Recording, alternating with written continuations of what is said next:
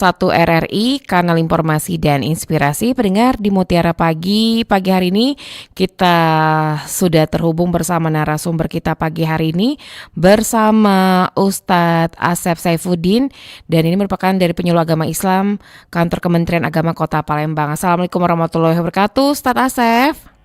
Waalaikumsalam warahmatullahi wabarakatuh. Sehat kabarnya Ustadz untuk pagi hari ini Ustadz?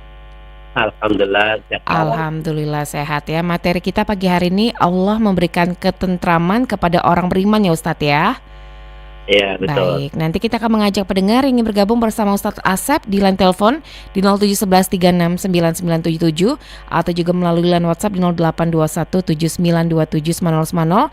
Dan siaran ini dapat Anda dengarkan juga melalui YouTube channel kami di Pro 1 RRI Palembang, melalui RRI Digital dan melalui rri.co.id. Terlebih dahulu kami persilakan untuk Ustadz Asep Saifuddin memberikan materi mengenai Allah memberikan ketentraman kepada orang beriman. Silakan Ustadz. Oke. Assalamualaikum warahmatullahi wabarakatuh. Alhamdulillah rabbil alamin wa bihi nasta'inu ala umuri dunya waddin. Wassalatu wassalamu ala sayyidina Muhammadin sayyidil anbiya wal mursalin wa ala alihi wa sahbihi ajma'in. Amma ba'd. Yang terhormat pendengar RRI Pro 1 Palembang dimanapun saja, yang kami hormati Mbak Stella yang telah menemani kita pada acara Mutiara Pagi pada hari ini tanggal 23 Juli tahun 2025. Alhamdulillah wa syukurlah kita bersama-sama dapat mengikuti acara Mutiara Pagi pada pagi hari ini. Semoga Allah Subhanahu wa Ta'ala akan senantiasa menambahkan rahmat, ketentraman, ketenangan, kebahagiaan dan adik-adik kita. Selawat beriring salam, marilah kita limpahkan kepada junjungan Nabi besar kita Muhammad sallallahu alaihi wasallam. Pendengar RRI Pro 1 dimanapun saja berada yang kami hormati, pada kesempatan ini saya akan menyampaikan materi tentang Allah akan memberikan ketentraman kepada orang-orang, bahwa Allah Subhanahu wa Ta'ala akan senantiasa dekat dengan hamba-hambanya yang beriman. Orang yang beriman adalah orang dalam keyakinannya kepada Allah Subhanahu wa Ta'ala, sehingga dia mampu mendorong dirinya untuk mentaati Allah dengan penuh ketulusan, merelakan diri dan harta bendanya untuk dipersembahkan kepada Allah Azza wa Jalla semata. Kepada mereka inilah Allah senantiasa memberikan pertolongan, jaminan perlindungan, kemenangan, dan ketentraman dalam menjalani kehidupannya. Serta kelak di akhirat akan mendapatkan ampunan Allah dan tempat yang mulia, yaitu surga yang penuh kebahagiaan dan kepuasan yang kekal hingga abadi. Hal ini sebagaimana dijelaskan dalam firman Allah surat Al-Fatihah ayat 4 sebagai berikut. Wallazi anzalat sakinata fi qulubil mu'minin liyazdadu imanan ma'a imanihim. Walillahi junudus samawati wal ardh wa kana Allahu aliman hakima. Dialah yang telah menurunkan ketenangan ke dalam hati orang-orang yang beriman, supaya keimanan mereka bertambah di samping keimanan mereka yang telah ada. Dan kepunyaan Allah lah tentara di langit dan bumi, dan adalah Allah Maha mengetahui lagi Maha bijaksana. Ayat ini tuh dilatar belakang bahasa perang Hudaybiyah yang saat itu Rasulullah dan para sahabat mau menunaikan umroh dengan membangun rombongan lebih kurang 1.400-an lebih kaum muslimin. Di mana kala itu para sahabat sempat ragu menghadapi sikap Quraisy, kafir Quraisy dalam memegang teguh perjanjian yang disepakatinya. Dikhawatirkan mereka akan melakukan penyerangan saat kaum muslimin bersama Rasulullah sedang menunaikan umroh. Karena sebelumnya Rasulullah Shallallahu Alaihi Wasallam beserta rombongan umroh tersebut sempat mendapat kabar miring bahwa Utsman bin Affan yang telah diutus Rasulullah untuk menyampaikan kabar kepada tokoh-tokoh kafir Quraisy bahwa kedatangan rombongan kaum muslimin saat ini bukanlah untuk perang, tetapi semata-mata untuk berjumpa dengan Baitullah. Namun tiba-tiba terdengar kabar bahwa Utsman bin Affan yang telah diutus Rasulullah itu telah terbunuh oleh kafir Quraisy. Maka saat itu para sahabat banyak yang ragu, banyak yang khawatir. Maka saat itu pula Rasulullah pun segera mengambil tindakan untuk membaiat untuk mengambil sumpah kepada mereka agar tetap teguh pendirian untuk tetap setia bersama Rasulullah SAW, agar para sahabat jangan mengurungkan niatnya bersama Rasulullah SAW untuk mengunjungi Baitullah tersebut.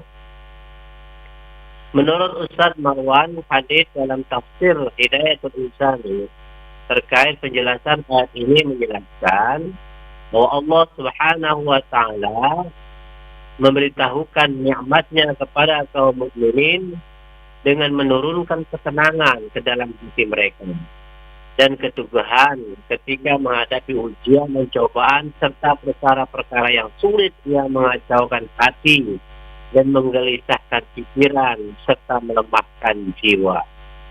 Termasuk nikmat Allah Subhanahu wa Ta'ala kepada hambanya dalam kondisi ini adalah diteguhkannya hati mereka serta diturunkannya ketenangan agar siap menerima beban-beban apapun, seberat apapun, akan tetap diterimanya dengan hati yang kokoh dan jiwa yang tenang, sehingga bertambah dan keyakinannya menjadi sempurna.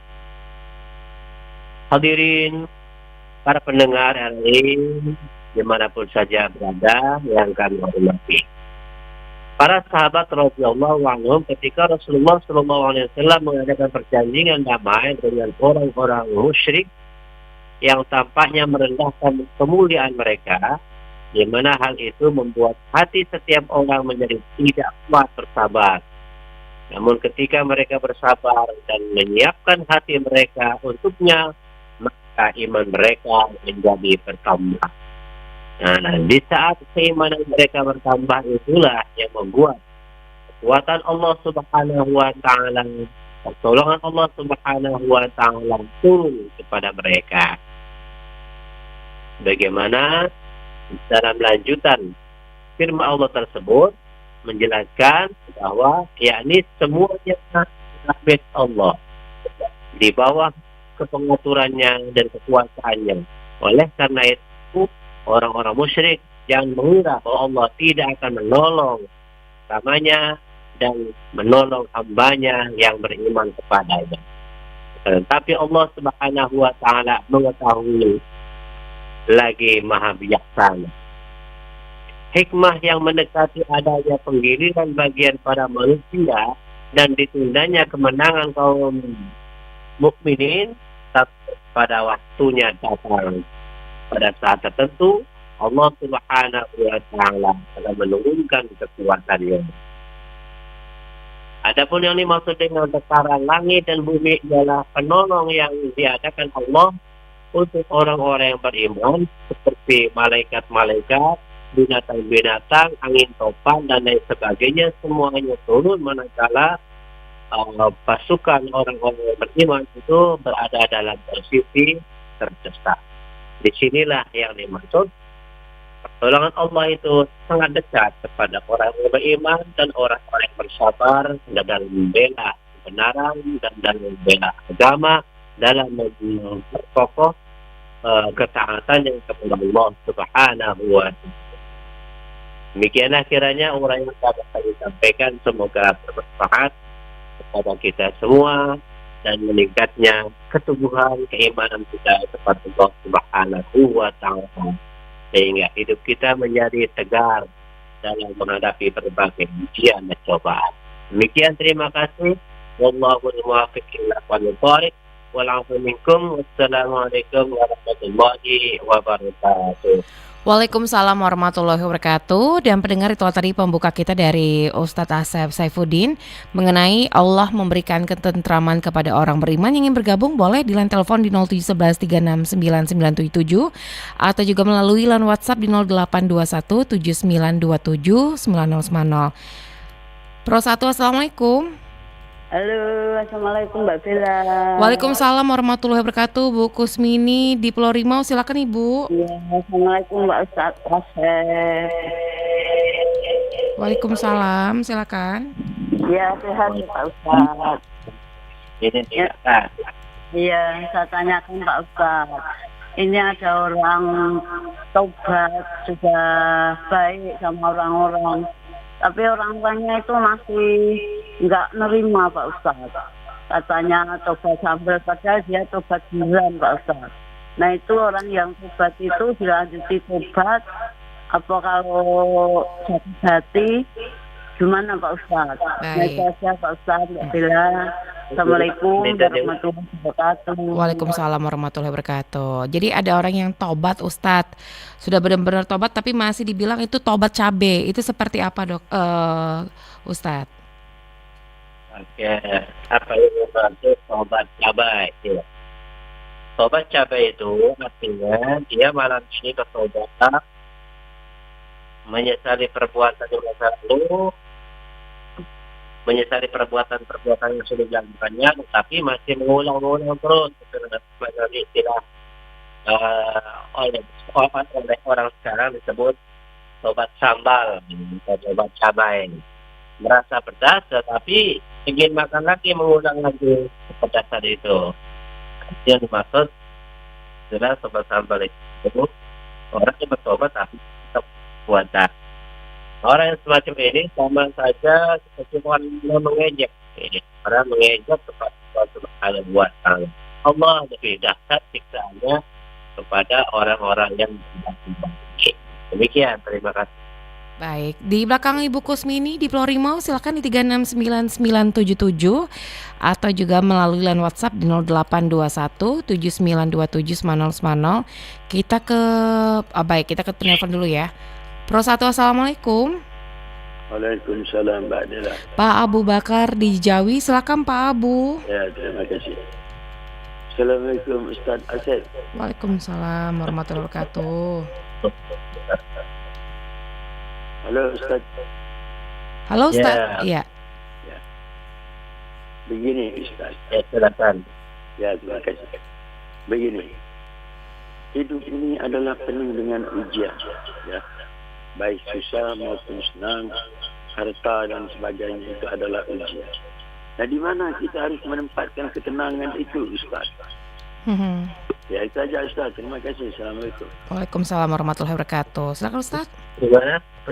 Hidup ini penuh dengan ujian. Bagaimana kita menempatkan ketenangan tersebut, Ustaz? Ya, bagaimana menempatkan ketenangan tersebut? Ya, terima kasih. Pertanyaan Pak Abu Bakar. Jadi ketenangan itu tepatnya adalah hati. Bagaimana dijelaskan oleh Allah tadi, wallahi anzala sakinata fi qulubil mu'minin. Dialah yang akan menurunkan ketenangan itu kepada hati orang-orang yang beriman. Ya, walaupun posisi lahiriah kita di mana posisinya maka di hutan, di sawah, di lautan, di gelombang. Nah, tetapi Dengan keyakinan yang teguh kepada Allah, menyandarkan diri sepenuhnya kepada Allah, ketenangan akan senantiasa menyertai kita. Ya, disitulah ketenangan itu artinya hilangnya keraguan. Merasa kita ini berada dalam pangkuan Allah. Kita jauh dari rasa takut, rasa gelisah, rasa yang mencekam, sesuatu yang mencekam. Karena merasa berada dalam pangkuan Allah, tulus dirinya, apapun yang terjadi, merasa berada dalam genggaman Allah, sehingga membuat dirinya tetap tenang. Jadi posisi hilangnya gelisah, hilangnya kekhawatiran, hilangnya rasa was-was. Nah, di situ berarti kita mendapatkan perlindungan dari Allah Subhanahu wa Ta'ala. Demikian Pak Abu Bakar. Terima Baik. kasih. Baik, di belakang Pak Abu Bakar di Jawi, silakan pendengar di 369977 untuk WhatsApp nanti kita bacakan ya yang sudah masuk. Pro 1, Assalamualaikum. Baik, terputus. Kita ke WhatsApp dulu, Ustadz, di 0821 7927 Semano. Ada Pak Romli di Sembawa. Assalamualaikum warahmatullahi wabarakatuh. Ustadz, saya Romli Jamal di Moradamai, Kecamatan Sembawa. Pertanyaannya, bagaimana agar selalu senantiasa menanamkan kesabaran dalam jiwa kehidupan sehari-hari? Karena terkadang ada saja permasalahan. Langkah apa kira-kira mohon penjelasannya Ustadz dari Pak Romli di Sembawa. Silakan Ustadz. Oke, terima kasih atas pertanyaan Pak Romli. Bagaimana cara menanamkan kesabaran dalam menghadapi ujian ini? Jadi menanamkan kesabaran, bahwa kesabaran itu adalah tahan uji, ya. Tahan uji untuk menghadapi berbagai macam hal yang kita temui, bahwa semuanya itu apapun bentuknya yang kita terima adalah suguhan dari Allah Subhanahu wa Ta'ala yang harus kita terima dengan lapang dada, tulus dan ikhlas. Jadi menerima segala kenyataan dengan lapang dada, tulus dan ikhlas, itulah yang memakai kesabaran. Ya, sabar artinya tahan uji, sabar tidak berontak, sabar tidak putus asa, sabar tidak tergesa-gesa dalam mengambil tindakan yang keliru. Itu disitulah letak kesabaran kita. Jadi satu sisi kita tulus, ikhlas, ya. Di satu sisi mampu mengendalikan diri kita untuk tidak terjerumus, dan sabar tahan uji dalam meningkatkan ketaatan kita kepada Allah Subhanahu wa Ta'ala, walaupun dalam kondisi berat apapun tetap tangguh bertahan, ya, untuk menetapi ketaatan tersebut. Ya, demikian Pak Romli, ya. Baik, di belakang Pak Romli di Sembawa di 369977 Pro 1, Assalamualaikum. Assalamualaikum Mbak Dela. Waalaikumsalam warahmatullahi wabarakatuh. Pak Azari di Sekayu, silakan Pak Azari. Assalamualaikum Pak Ustaz. Waalaikumsalam warahmatullahi wabarakatuh. Warahmatullahi wabarakatuh. Silakan. Ya, ini Pak, saya mau tanyakan. Seandainya Pak Ustaz, ada orang memberi kita, apakah uang atau bagaimana kan, dia tidak merasa ikhlas Pak memberi kita. Apa kita mendapat dosa atau dia mendapat dosa? Baik, segitu saja Pak Azari. Ya, terima kasih. Ya, waalaikumsalam warahmatullahi wabarakatuh. Silakan Ustadz. Baik. Bagaimana orang memberi sesuatu kepada kita tetapi tidak ikhlas? Apakah dia berdosa atau tidak? Nah, dan kitanya apakah berdosa atau tidak? Begitu ya kira-kira. Jadi masalah urusan dosa dan tidaknya apabila dia setelah memberi itu mengungkit-ungkit atau tidak. Kalau dia mengungkit-ungkit, menceritakan pemberiannya itu, maka dia termasuk berdosa. Bukan sekedar tidak ada pahalanya, tetapi berdosa. Karena menyakiti, mengungkit-ungkit itu dia menyakiti orang yang diberi. Masalah kita, mendapat pemberian dari orang lain, apakah dia itu ikhlas atau tidak, ya tidak ada urusan, tidak ada kaitan. Kecuali kita mengambil sesuatu tidak ikhlas, maka sama dengan kita punya dia, itu berdosa. Tapi kalau kita tidak diminta, tidak apa, dikasih. Urusan dia terpaksa ngasihnya, kita tidak berdosa. Ya, demikian Pak Azhari ya. Baik. Terima kasih. Baik, di belakang Pak Azhari di Sekayu di 369977. Kita ke WhatsApp kembali Ustadz di 0821792790. Ada Mbak Dwi di Paju. Assalamualaikum warahmatullahi wabarakatuh. Ustadz, mohon pencerahannya. Ustadz, bagaimana cara kita mengikhlaskan sesuatu, baik itu benda ataupun orang yang mungkin sudah pergi dari kehidupan kita. Kadang kita sebagai manusia masih susah untuk mengartikan apa itu ikhlas. Dari Mbak Dwi di Paju. Silakan Ustadz. Oke, terima kasih. Pertanyaan Mbak Dwi sudah di Paju. Bagaimana mengupayakan agar kita ikhlas, ikhlas terhadap sesuatu yang telah kita keluarkan, atau ikhlas dari sesuatu milik kita, umpama diambil orang atau dipinjam orang kemudian tidak dikembalikan. Nah, Imam Ali bin Abi Thalib radhiyallahu anhu telah menyampaikan fatwanya kepada kita. Jika kita terjadi sesuatu, suatu saat kehilangan sesuatu yang kita cintai atau yang kita miliki, kemudian lenyap dari kita, maka ikhlaskanlah apa yang hilang dari kita itu. Karena dengan ketulusan, dengan keikhlasan dari kita, apa yang telah hilang dari kita itu dengan sendirinya akan menjadi sedekah kita, dan kita berpahala.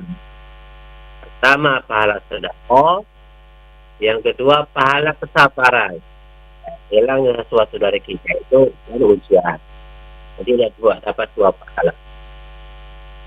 Dan jika tidak mengikhlaskan, maka di satu sisi uang itu tetap hilang, barang itu akan tetap hilang, dan kita tidak mendapatkan sedekah dan tidak mendapat pahala kesedekah. Jadi ikhlaskanlah, lupakan. Jadi lupakan bahwa itu bukan milik kita. Itu saja cara mudah. Apa yang telah hilang dari kita, berarti itu bukan milik kita. Semua dari Allah. Jika hilang, berarti diambil oleh Allah. Itu cara agar kita ikhlas, tidak dendam kepada siapapun ya. Demikian, terima kasih Mbak Dwi. Baik, di belakang Mbak Dwi di Pelaju, silakan pendengar, dan kami informasikan 40 menit beranjak pukul 5 waktu Indonesia Barat. Pro 1, Assalamualaikum. Waalaikumsalam warahmatullahi wabarakatuh. Bang Napi di OI, silakan Bang Napi. Assalamualaikum Pak Ustaz. Waalaikumsalam warahmatullahi wabarakatuh. Silakan. Pertanyaannya begini Pak Ustaz ya. Bagaimana kita mencapai keluarga yang tenteram ya? Apakah kita selalu menjauhi dari pertengkaran dan selalu mendekatkan diri kepada Allah Subhanahu wa taala? Segitu saja Pak Ustaz, mohon pencerahannya. Wassalamualaikum warahmatullahi wabarakatuh. Waalaikumsalam warahmatullahi wabarakatuh. Silakan Ustaz. Bagaimana mencapai rumah tangga yang tentram? Jadi mencapai rumah tangga yang tentram, yang pertama, kita sebagai suami atau istri rumah tangga itu adalah tanggung jawab kita. Jadi bagaimana memperjuangkan dalam membangun rumah tangga kita supaya tentu. Jadi sama-sama suami dan istri berjuang dengan tulus dan ikhlas memberikan rasa nyaman. Suami berkewajiban untuk memberikan rasa nyaman kepada istri dan keluarganya. Demikian pun sebaliknya, seorang istri berjuang ya, dengan berbagai upaya untuk mampu memberikan rasa nyaman kepada suami dan keluarganya. Walaupun perasaan masing-masing dari suami istri itu merasakan banyak kegembiraan, banyak kesakitan, tetapi menciptakan nyaman kepada orang lain adalah menjadi kewajiban masing-masing. Itu yang pertama. Jangan sampai dari suami banyak menuntut dari pelayanan itu supaya membahagiakan kepada dirinya. Sebaliknya juga dari istri banyak menuntut kepada suaminya untuk mampu memberikan kebahagiaan kepada diri istri itu. Tetapi bagaimana upaya kita sama-sama berjuang memberikan kenyamanan kebahagiaan kepada pasangan masing-masing. Yang kedua, banyak mengalah. Jadi andaikan terjadi selisih paham, maka merasa itu atas kesalahan dirinya. Tidak menuduh kesalahan kepada istri dari seorang suami. Demikian sebaliknya, seorang istri juga menuduh kepada suaminya dalam melakukan kesalahan. Yang ketiga, berbuat minta maaf. Jadi hendaknya lah mohon maaf dari suami, juga dari seorang istri, ya, untuk mendahului mohon maaf jika terjadi selisih paham. Nah, kemudian tulus ikhlas apa yang diberi oleh masing-masing, apa yang disuguhkan oleh masing-masing. Tulus ikhlas itulah yang terbaik, anugerah dari Allah, rasa anugerah dari Allah. Insya Allah rumah tangga akan diperoleh. Demikian ciri rumah tangga oleh dan beriman, ya. Demikian Bang Nafi. Baik, Ustadz, kita ke WhatsApp kembali di 0821792790. Ada WhatsApp dari hamba Allah. Ini mengatakan, Assalamualaikum warahmatullahi wabarakatuh, Pak Ustadz. Saya Tia, saya Tia, nenek umur 75 tahun, suami umur 15. Saya ulangi Ustadz ya. Umur 75 tahun, suami umur 55. Nah, istrinya nggak mau campur sama suaminya, tapi suaminya mau nikah lagi. Nggak boleh oleh istri karena suami masih banyak utang sama istrinya, suruh dibayar dulu baru boleh nikah. Itu istrinya dosa nggak Pak Ustadz? Baik. Jadi ada seorang istri yang sudah berusia 75 tahun, punya suami yang ingin menikah lagi. Jadi memang yang pertama, suami menikah lagi itu ya harus sudah izin suami menurut undang-undang Indonesia. Demikian pun menghalangi suami yang posisinya itu posisi kebutuhan batinnya tidak terpenuhi, sementara suami ada kemampuan, maka seorang istri tersebut ya termasuk orang yang berdosa kepada suaminya. Di posisi dari faktor usia itu ya mungkin kesanggupan untuk memenuhi kebutuhan biologisnya itu tidak terpenuhi karena usia suami itu memang jauh lebih muda, selisih 15 tahun.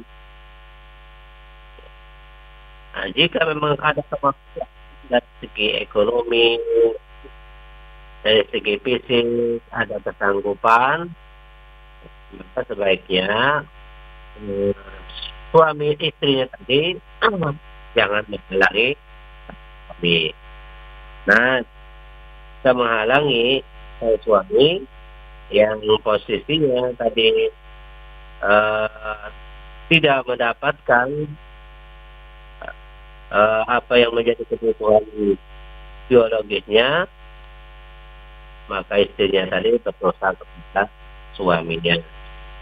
Tetapi kalau sekedar karena dia mencintai orang lain, ya ada yang lebih muda, karena sekedar cinta, maka tidak berdosa.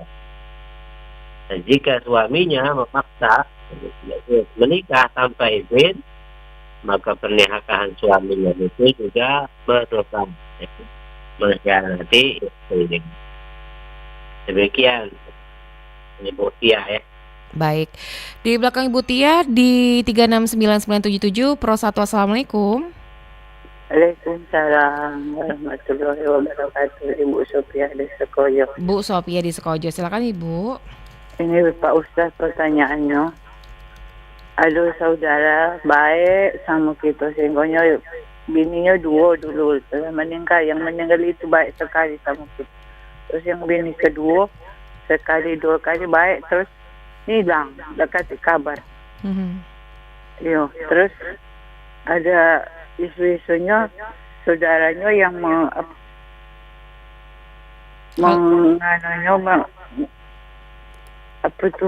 ngibahkannya sama yang Pertama. ponaan itu.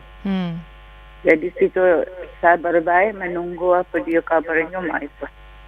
Apa kita berdosa apa tidak. Pokoknya saya memaafkan. Baik, segitu saja. Iya. Ya, terima kasih Bu Sofia yang ada di Sekojo. Silakan Ustadz. Gimana tadi pertanyaannya? Jadi ada bapak-bapak memiliki dua istri. Istri yang pertamanya itu sudah meninggal tapi baik banget Ustadz. Nah, istri keduanya itu baiknya cuma sebentar lalu menghilang. Nah, ini apa yang harus kita lakukan Ustadz? Ya, kepada suaminya tadi ya. Ya. Bagaimana sikap kita satu saudara kepada seorang suami yang telah kehilangan istri tadi. Bukan bagaimana Ustadz, bagaimana sikap kita kepada istri yang kedua itu Ustadz? Oh, yang menghilang itu siapa yang menghilang? Yang istri kedua. Yang pertama tuh baik banget tapi meninggal. Terus yang kedua itu baiknya sebentar saja terus menghilang, mungkin tidak ada kabar atau jadi kayak lupa gitu Ustadz. Oh, yang menghilang itu yang keduanya. Iya, istri kedua itu Ustadz. Jadi kita ya tetap ya mendoakan saja ya kepada istri yang keduanya itu ya, supaya dalam keadaan selamat, dalam jalan yang benar, dalam tetap mentaati perintah-perintah Allah.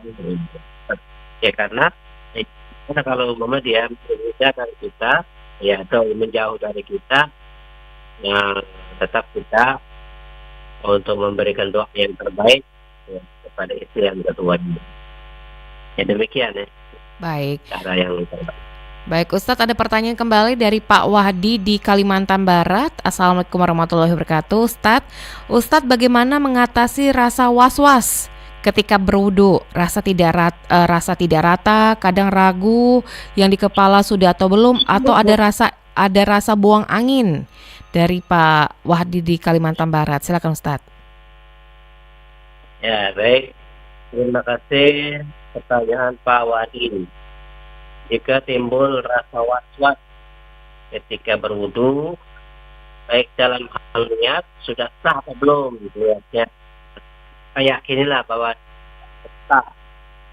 Nah kemudian ketika sedang berwudu ada keraguan, buang angin apa belum, buang angin apa belum, menyatakan kita belum.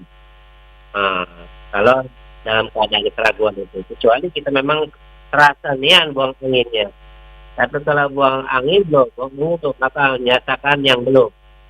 Seperti itu ya. Secara menghilangkan was-was. Nah, kemudian kita ketimbun keraguan dalam mencuci anggota wudhu kita. Umpama kepala tadi sudah disapu atau belum, maka kita berkeyakinan sapu ulang sekali lagi. Itu caranya ya, menggunakan keraguan dan melakukan identitas. Demikian. Baik, ingin bergabung kembali silakan di 369977 Pro 1. Assalamualaikum. Waalaikumsalam warahmatullahi wabarakatuh, Mbak Dela. Dengan Pak Zakaria di Kenten, silakan Pak. Ya, terima kasih. Assalamualaikum Pak Ustadz. Waalaikumsalam warahmatullahi wabarakatuh. Waalaikumsalam warahmatullahi wabarakatuh. Ya. Pak Zakaria. Ya, sehat selalu Ustadz ya. Amin. Ustadz, saya mau tanya begini Ustadz ya. Ada ungkapan Ustadz ya, ini mungkin berhubungan dengan ketenangan juga Ustadz ya. Ada ungkapan, tidak usah ingat kebaikan kita pada orang lain, supaya kita bisa ikhlas. Ya, tidak usah ingat kebaikan kita sama orang lain, supaya kita bisa ikhlas. Kemudian ingat kebaikan orang pada kita, supaya suatu saat kita bisa membalasnya. Ya. Kemudian jangan ingat keburukannya Ustadz, katanya ungkapan itu. Karena keburukan itu kan bisa menimbulkan penyakit hati di diri kita, jadi kita tidak tenang Ustaz. Kira-kira gimana kita uraian penjelasannya? Terima kasih Ustaz. Baik. Assalamualaikum. Waalaikumsalam warahmatullahi wabarakatuh. Silakan Ustaz. Oke. Ada ungkapan, janganlah kita mengingat kebaikan kita yang kita berikan kepada orang lain, tetapi ingatlah ya kebaikan orang lain yang diberikan kepada kita. Dan ingatlah perbuatan kejelekan kita kepada orang lain. Jadi ungkapan tersebut mengandung pelajaran agar kita ikhlas menjadi orang yang ikhlas. Jadi cara untuk meningkatkan keikhlasan kita, jadi jangan kita mengingat kebaikan yang kita sudah lakukan. Jadi segala kebaikan yang sudah kita lakukan, baik kebaikan beribadah kepada Allah, maupun kebaikan kita kepada orang lain, kebaikan kita untuk kepentingan umat, jangan diingat-ingat. Merasa bahwa kita belum seberapa melakukan kebaikan itu, mungkin belum ada nilainya. Itu yang kita ingatkan. Justru ingat-ingatlah kebaikan orang lain kepada kita. Ingat-ingatlah perbuatan-perbuatan baik orang lain yang muncul. Itu yang kita kenal agar menjadi semangat, motivasi bagi kita untuk selalu mengejar agar kita lebih banyak lagi kebaikannya dari orang-orang yang kita lihat itu, ya. Kemudian ingatlah ketika kita setiap kita melakukan kekeliruan, kejelekan, apalagi sampai menyakiti orang lain, selalu diingat supaya kita jangan sampai bertambah banyak kejelekan kita. Kemudian kita jangan melupakan ya dosa-dosa kita kepada orang lain. Segera untuk minta maaf. Itu cara untuk meningkatkan hidup kita supaya lebih ikhlas lagi itu. Ya demikian. Baik Ustadz. Baik Ustadz, karena lintas waktu saat ini sudah mendekati pukul 6 waktu Indonesia Barat, mungkin Ustadz bisa memberikan materi penutup dengan tema kita pagi hari ini. Silakan Ustadz. Oke, terima kasih. Pada materi ini adalah kita hendaknya meningkatkan keimanan kita kepada Allah Subhanahu wa Ta'ala dengan menancapkan keyakinan seperti bahwa Allah lah satu-satunya tempat sandaran kita. Yang penting kita dalam memposisikan, memperjuangkan kebenaran, meningkatkan ketaatan, menghindari perbuatan-perbuatan kezaliman ataupun dosa, maka Allah Subhanahu wa Ta'ala akan dekat dengan pertolongannya. Dan Allah akan memberikan ketentraman bagi siapa yang dekat dengannya dan melaksanakan kebenaran, melaksanakan ketaatan kepadanya. Demikian, terima kasih. Baik, terima kasih banyak Ustadz Asep Saifuddin untuk pagi hari ini. Assalamualaikum warahmatullahi wabarakatuh. Waalaikumsalam warahmatullahi. Baik, terima kasih banyak untuk Ustadz Asep Saifuddin yang sudah memberikan materi mengenai Allah memberikan ketentraman kepada orang beriman. Dan nanti tepat pukul 6 waktu Indonesia Barat kita akan mendengarkan informasi Warta Berita Daerah dapat Anda saksikan melalui YouTube channel kami di Pro 1 RRI Palembang.